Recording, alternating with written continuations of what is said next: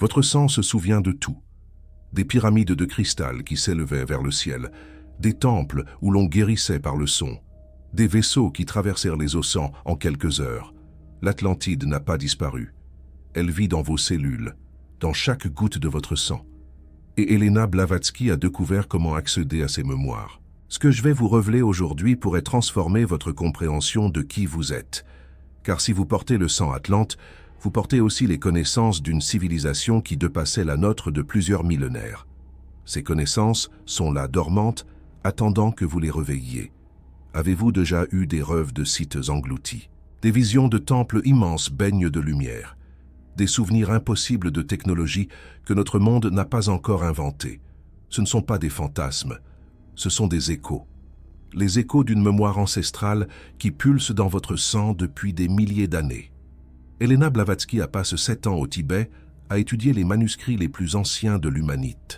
Elle y a découvert une vérité que la science moderne commence tout juste à effleurer. L'ADN n'est pas seulement un code biologique, c'est un disque dur cosmique, un réservoir de mémoire qui traverse les générations. Les Atlantes le savaient. Ils avaient développé des techniques pour accéder à ces mémoires génétiques. Ils pouvaient se souvenir de leur vie passée, communiquer avec leurs ancêtres, puiser dans la sagesse accumulée de leur lignée. Et avant la chute de leur civilisation, ils ont encodé ces techniques dans le sang de leurs descendants. Vous êtes peut-être l'un de ces descendants. Si c'est le cas, tout ce que les Atlantes savaient est disponible pour vous. Il suffit de savoir comment y accéder. L'Atlantide était située au milieu de l'océan qui porte encore son nom. Elena a vu des cartes anciennes qui montraient son emplacement exact. Un continent immense, plus grand que l'Europe et l'Afrique réunies. Sa capitale était construite en cercle concentrique, avec des canaux d'eau de mer qui séparaient chaque niveau. Au centre se dressait le temple de Poséidon, recouvert d'or et d'argent, visible à des kilomètres à la ronde. Mais ce qui distinguait vraiment l'Atlantide, c'était sa technologie. Les Atlantes maîtrisaient des forces que nous ne comprenons pas encore. Ils utilisèrent les cristaux pour capter et amplifier l'énergie cosmique. Ils avaient des vaisseaux qui volaient grâce à la manipulation de la gravité. Ils communiquaient par télépathie à travers tout le continent. Leur médecine guérissait toutes les maladies en harmonisant les fréquences du corps. Pendant 100 000 ans, cette civilisation a prospéré.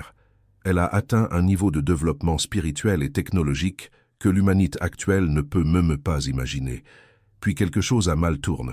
Les Atlantes ont commencé à utiliser leur pouvoir pour dominer, plutôt que pour servir. Ils ont créé des armes terrifiantes. Ils ont asservi les peuples voisins. Ils ont défié les lois cosmiques qui avaient permis leur ascension. Et les conséquences ont été catastrophiques. En une seule nuit, selon les récits que Elena a étudiés, l'Atlantide a été engloutie. Des tremblements de terre d'une violence inouïe ont fracturé le continent. Des raz-de-marée de plusieurs centaines de mètres ont balayé les côtes. En quelques heures, une civilisation de millions d'habitants a disparu sous les flots, mais pas complètement. Des groupes d'Atlantes avaient été avertis. Les prêtres des temples, qui avaient garde leur connexion avec les forces supérieures, savaient que la fin approchait. Ils ont organisé des exodes. Des flottes de vaisseaux ont quitté l'Atlantide avant le cataclysme, emportant avec elles les connaissances les plus précieuses. Ces réfugiés se sont dispersés aux 4 coins du monde. En Égypte, où ils ont fondé la civilisation des pharaons. En Amérique centrale, où ils sont devenus les ancêtres des Mayas et des Aztèques. En Inde, où ils ont transmis les Védas. Au Tibet, où ils ont établi les lignées de maîtres spirituels. Partout où ils sont allés, ils ont planté les graines de leur sagesse. Et surtout, ils ont eu des enfants. Des enfants qui portaient leur sang, leur mémoire, leur capacité latente. Génération après génération, ce sang s'est répandu dans l'humanité. Aujourd'hui, selon les estimations de Elena, près de 30% des humains portent des traces significatives du patrimoine génétique atlante. Vous faites peut-être partie de ces 30%. Et si c'est le cas, les mémoires de l'Atlantide sont accessibles pour vous. Laissez-moi vous parler des signes qui indiquent une forte connexion atlante. Le premier est une fascination inexplicable pour l'eau. Les porteurs du sang atlante sont attirés par l'océan d'une manière qui dépasse la simple appréciation esthétique. Ils se sentent chez eux, près de la mer. Ils ont souvent des rêves de nager dans des profondeurs impossibles, de respirer sous l'eau, de découvrir des sites engloutis. Le deuxième signe est une affinité naturelle avec les cristaux. Les Atlantes utilisèrent les cristaux comme nous utilisons l'électricité. Si vous êtes attiré par les pierres et les minéraux, si vous sentez leur énergie quand vous les tenez, si vous collectionnez instinctivement des cristaux sans savoir pourquoi, c'est la mémoire atlante qui s'exprime. Le troisième signe concerne les capacités psychiques. Les Atlantes étaient tous télépathes. Ils communiquaient par la pensée aussi naturellement que nous parlons. Leurs descendants héritent souvent de traces de cette capacité, une intuition particulièrement développée, la capacité de savoir ce que les autres pensent, des rêves prémonitoires, des visions spontanées. Vous souvenez-vous quand j'ai mentionné que les Atlantes avaient en code leur technique dans le sang de leurs descendants? C'est maintenant que nous allons explorer comment accéder à ces mémoires. Helena a reçu ces méthodes directement des maîtres tibétains qui les avaient préservées depuis la chute de l'Atlantide. La première technique s'appelle le bain de mémoire. Elle utilise l'eau, l'élément naturel de l'Atlantide, comme portail vers les souvenirs ancestraux. Vous remplissez une baignoire d'eau tiède. Vous y ajoutez du sel marin, qui porte encore l'empreinte énergétique de l'océan Atlante. Puis vous vous immergez complètement, en ne laissant que votre visage hors de l'eau. Dans cette position, vous fermez les yeux et vous vous concentrez sur votre sang. Vous sentez votre pouls. Vous visualisez le flux de votre sang circulant dans tout votre corps. Et vous formulez l'intention d'accéder aux mémoires atlantes qui y sont stockées. Les premiers temps, vous ne verrez peut-être que des formes vagues, des couleurs, des sensations. Mais avec la pratique, les images deviennent plus claires. Des scènes de l'ancienne Atlantide commencent à émerger, des visages, des lieux, des événements. C'est comme si un film se déroulait derrière vos paupières closes. Helena recommandait de pratiquer le bain de mémoire une fois par semaine. Chaque session ouvre un peu plus le canal. Chaque immersion vous rapproche des connaissances de vos ancêtres atlantes. La deuxième technique est la méditation du cristal. Vous avez besoin d'un quartz clair, de préférence un cristal à pointe unique. Vous le placez sur votre front, au niveau du troisième œil. Puis vous entrez en méditation profonde. Les cristaux ont une propriété remarquable. Ils peuvent stocker de l'information. Les Atlantes utilisaient des cristaux immenses comme des bibliothèques, y encodant toutes leurs connaissances. Quand vous méditez avec un cristal sur votre front, vous créez une résonance entre le cristal et les mémoires cristallines présentes dans votre ADN. Car oui, votre ADN contient des structures cristallines. La science moderne l'a découvert récemment. L'ADN a des propriétés piézoélectriques, exactement comme le quartz. Il peut recevoir et émettre des signaux. Et ces signaux peuvent porter de l'information venue de très loin dans le temps. Pendant la méditation du cristal, demandez spécifiquement à accéder aux connaissances atlantes dont vous avez besoin. Pas toutes les mémoires en vrac. Cela serait accablant. Mais les informations spécifiques qui peuvent vous aider dans votre vie actuelle. Les Atlantes avaient des solutions pour presque tous les problèmes. Ces solutions sont disponibles pour vous si vous savez les demander. La troisième technique est plus avancée. Helena l'appelait le voyage dans le sang. Elle consiste à entrer en transe profonde et à projeter votre conscience directement dans votre flux sanguin. Vous devenez une particule de conscience qui voyage dans vos veines et vos artères. Dans cet état, vous pouvez accéder aux mémoires stockées dans chaque cellule de votre corps. Vous pouvez remonter le temps génétique, génération après génération, jusqu'à atteindre vos ancêtres atlantes eux-mêmes. C'est une expérience intense. Helena décrit avoir vécu des scènes de l'Atlantide comme si elle y était physiquement présente. Cette technique demande une préparation sérieuse, des semaines de méditation quotidienne pour développer la capacité de concentration nécessaire. Un jeûne de 3 jours avant la tentative pour purifier le corps. Et idéalement, la guidance d'un maître expérimente pour les premières fois. Mais les résultats sont extraordinaires. Ceux qui réussissent le voyage dans le sang reviennent avec des connaissances qu'ils ne pouvaient pas posséder autrement. Des techniques de guérison, des formules alchimiques, des compréhensions spirituelles profondes. Tout ce que leurs ancêtres atlantes savaient devient accessible. Je dois maintenant vous parler d'un aspect plus sombre de cette quête. Les mémoires atlantes ne sont pas toutes positives. L'Atlantide a connu une période glorieuse, oui, mais elle a aussi connu une chute terrible.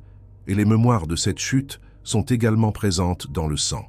Quand vous commencez à accéder aux mémoires atlantes, vous pouvez rencontrer des scènes de destruction, des souvenirs de la catastrophe finale, des émotions de terreur, de désespoir, de culpabilité collective.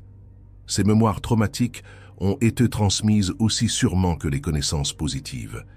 Elena avertissait que ces mémoires négatives devaient être traversées, pas évitées. Elles font partie de l'héritage. Les ignorer serait comme ignorer une partie de vous-même, mais il faut les aborder avec préparation, avec courage, et avec la certitude que vous pouvez les intégrer sans être submerge. Si vous avez l'impression que votre âme vibrait en écoutant ces révélations sur l'Atlantide, sachez que YouTube a créé un moyen pour les descendants atlantes de se reconnaître. Ce cœur d'or en dessous de la vidéo, le Super Thanks. Quand un porteur du sang atlante envoie ce signe, il réactive ce qu'Elena appelait le ruisseau de cristal, une connexion énergétique qui reliait tous les Atlantes entre eux. Ce n'est pas une question d'argent, c'est un acte de mémoire. Une âme qui dit à une autre, je me souviens aussi, chaque Super Thanks renforce ce ruisseau ancestral. Revenons maintenant aux connaissances spécifiques que vous pouvez retrouver dans vos mémoires atlantes. Les Atlantes avaient développé des sciences que nous n'avons pas encore redécouvertes. La première est la science des sons. Ils savaient que chaque fréquence sonore a un effet spécifique sur la matière et sur la conscience. Ils utilisaient le son pour guérir les maladies, pour construire des édifices en normes en faisant leviter les pierres, pour induire des états de conscience modifiés. Si vous avez une sensibilité particulière aux sons et aux vibrations, c'est peut-être cette connaissance atlante qui cherche à s'exprimer à travers vous. La deuxième est la science des cristaux. Bien au-delà de la simple méditation avec un quartz, les Atlantes avaient développé une technologie complète basée sur les propriétés des cristaux. Ils créaient des cristaux artificiels programmes pour des tâches spécifiques. Ils amplifiaient l'énergie cosmique à travers des ruisseaux de cristaux. Ils stockaient des informations dans des matrices cristallines. Si vous êtes attiré par les cristaux d'une manière qui semble obsessionnelle, c'est peut-être parce que vous étiez un cristallier atlante dans une vie passée. La troisième est la science de la conscience. Les Atlantes savaient que la conscience n'est pas produite par le cerveau. Elle utilise le cerveau comme un récepteur, mais elle existe indépendamment. Ils avaient développé des techniques pour séparer la conscience du corps, pour voyager dans d'autres dimensions, pour communiquer avec des intelligences non physiques.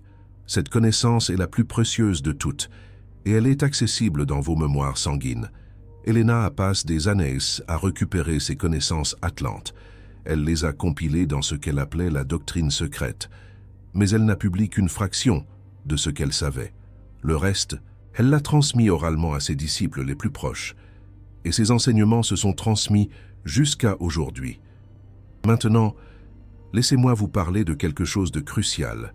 Les mémoires atlantes ne sont pas juste des souvenirs passifs, elles sont vivantes. Elles cherchent à s'exprimer, elles veulent être retrouvées. Si vous portez le sang atlante, vous avez probablement ressenti des appels toute votre vie.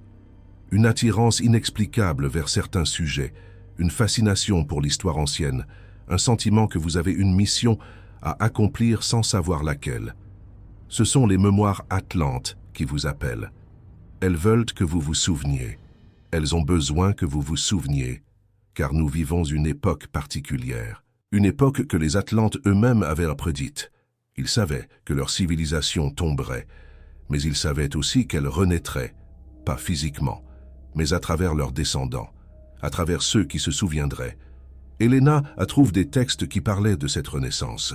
Ils décrivaient notre époque avec une précision troublante, les boîtes lumineuses que tout le monde regarde, les voix qui voyagent instantanément à travers le monde, les machines qui pensent. Les Atlantes avaient vu notre technologie des millénaires à l'avance. Et ils avaient aussi vu que c'est maintenant que leurs descendants commenceraient à se souvenir. Que c'est maintenant que les mémoires sanguines s'activeraient en masse. Que c'est maintenant que l'humanité aurait une chance de récupérer ce qui avait été perdu. Vous êtes partie de cette prophétie. Votre présence ici, à regarder cette vidéo, n'est pas un hasard. Les mémoires atlantes en vous ont reconnu cet appel. Elles vous ont guidé jusqu'ici. Et maintenant, elles attendent que vous fassiez le prochain pas. Je vais vous donner maintenant une technique supplémentaire. Quelque chose que Elena réservait à ses étudiants les plus avancés. Elle s'appelle l'invocation du sang ancien.